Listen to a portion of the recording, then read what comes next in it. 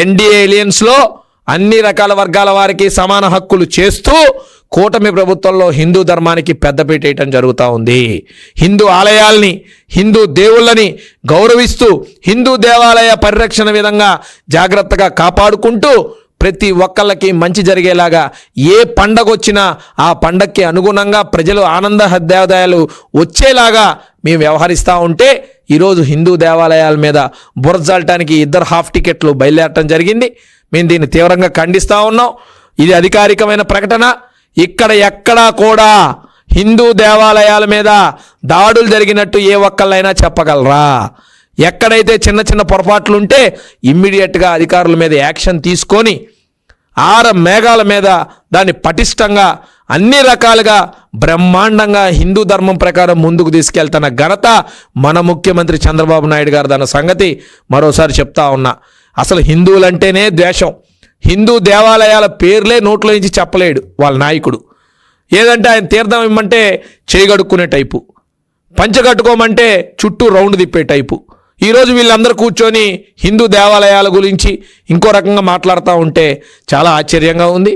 మేము ఒకటే చెప్తా ఉన్నాం, హిందువుల మనోభావాల్ని దెబ్బతీసే విధంగా ఏ ఒక్క ప్రకటన మీ దగ్గర నుంచి జరిగినా చూస్తూ ఊరుకునే పరిస్థితిలో మేము లేవు. ఖచ్చితంగా హెచ్చరిస్తా ఉన్నాం. విజయవాడలో ఉన్న హాఫ్ టికెట్లకి నేను మరోసారి చెప్తా ఉన్నా, మీరు చేసిన దుష్ప్రచారాలు అన్ని ప్రజలకు తెలుసు.